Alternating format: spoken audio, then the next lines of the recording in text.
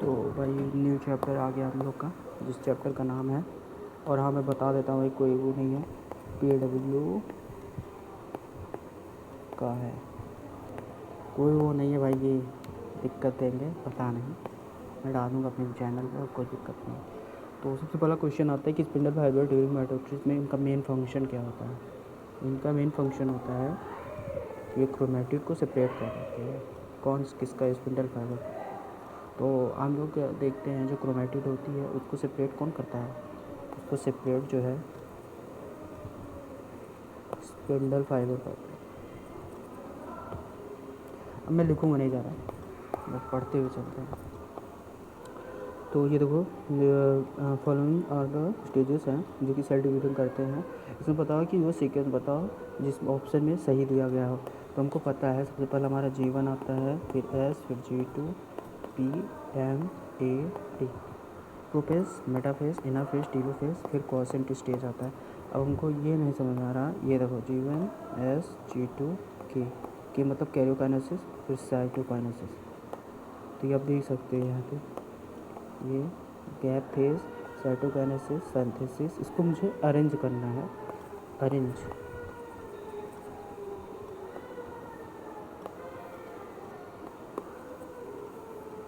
ये जो अरेंज वाले क्वेश्चन थे वही मेरे नीट में गलत हुए हैं।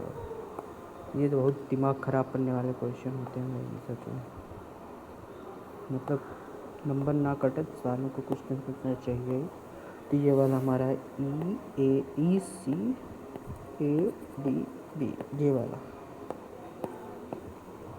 यहाँ पर देखते हैं सही से, तो हमारा जो ये सेकंड वाला है, तब सबसे पहला हमारा गैप वन फेस होगा जिसको हम G फेस बोलते हैं। फिर हमारा होगा कौन सा, सिंथेसिस फेज, EC।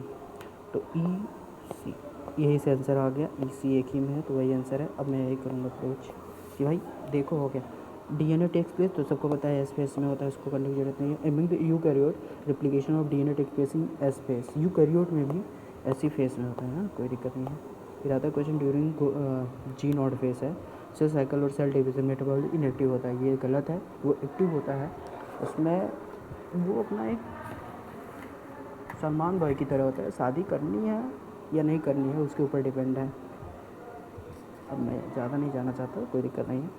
सेकंड वाला बोल रहे हैं कि सेंट्रोसोम जो है अंडरगो करता है duplication during S phase of interphase. Centrosome समझते ही हो भाई, DNA सिंथेसिस एस फेज में, तो सही बोल सकते, पहला गलत है दूसरा सही है, पहला गलत है दूसरा सही है।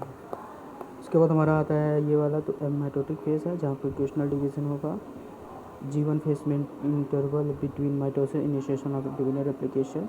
फिर क्वेश्चन स्टेज जहाँ पर इनएक्टिव फेज, आप देख सकते हो यही डायरेक्ट आंसर मार के आप आंसर दो, सी का सेकंड। तो सी का सेकंड चौथे में ही है तो वही आंसर होगा। मेरा यही अप्रोच था, मेरे MCQ मतलब समझ तो मैथ द कॉलम में एक भी गलती नहीं थी, एक भी, मतलब जितने मैथ द कॉलम आए थे 10-12 सभी सही थे, मैथ द कॉलम सही क्या था। Which of the following is the question stage है, G0 बस आपको पता ही है। Which of the following question stage, अरे यार नहीं भाई, the fruit fly 8 chromosome 2 number and what the 8 cell stage. भाई ये हमारा स्ट्रक्चर आ गया है। आओ खेले मैथ सर ने कुछ करवाया था। DNA कॉन्टेंट इनिशियली टू दो कार्बन का रहा हूँ भाई, मैथ ये सब टू सी टू मतलब दो होते हैं ना, दो का 4 ना, 1 2 3 4, फिर 4 से बराबर बराबर कटे, जब 4 से बराबर कटे तो 2 2 हो गए। तो यही है, ये बताओ जो फ्रूट फ्लाई था इस वजह से कैसे हो गया, 8 हो गए और क्या चाहते थे। डुप्लीकेशन ड्यूरिंग एस फेस है। फिर से आया कि भाई तुम्हारा क्वेश्चन वही बोल सकती हो इनएक्टिव फेस है, फिर से क्वेश्चन ही रिवीजन हुआ है और इस बार तुमको करवाया गया है MCQs के फॉर्म में। बता देता हूँ, हरियर है तो SGQ मतलब G0 और ये G1 interval between mitosis initiation of DNA। हमारा ये वाला डी का थर्ड है, सही है, वही क्वेश्चन रिपीट हुआ है। Identify the correct statement G1 and G gap face interface.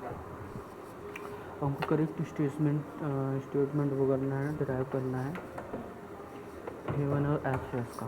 तो कौन सा आंसर है, मतलब बोल रहा है कि आइडेंटिफाई द करेक्ट हमारा ये पी वाला है। सेल जो होगा मेटाबॉलिकली एक्टिव होगा, ग्रो होगा, but does not replicate this DNA. यहाँ पर देखो बोल रहा है कि गैप 1 फेज में सब चीज़ होगा, लेकिन जो हमारा डीएनए है वो N से 2N नहीं होगा। ये कहाँ होगा? ये S फेज में होगा, इतना तो पता ही होगा सबको। Some dividing cell exist in the cell cycle internal vegetative inactive stage बोल सकते हो। परसेंटेज तो जीवन फेज के ही पास होता है। कार्ल question the process occurs at the end of, किसके एंड में होगा? जीवन के एंड में होगा। बहुत लोग इसमें कंफ्यूज रहते हैं भाई, ये तो लास्ट में होता है हमारा। ये G1 हो गया, ये G2, ये P, M, T, यहाँ पर G नॉट आता है ना, तो यहाँ पर जब आएगा तो इस वजह से इसको सोचते हैं कि तो इसके बाद है, लेकिन नहीं, ये ख़त्म कहाँ होता है? पहले ही ख़त्म हो जाता है, यहाँ पे कभी ख़त्म हो जाता है ना। वो आगे करते हैं। फिर पूछा कि भाई फिर से वही आ गया कि जीवन क्या है, कैरेटिन है, अलाइनमेंट ऑफ द क्रोमोसोम, ये वाला अच्छे से याद कर लेना, यही क्वेश्चन फंसता है सीरियस है।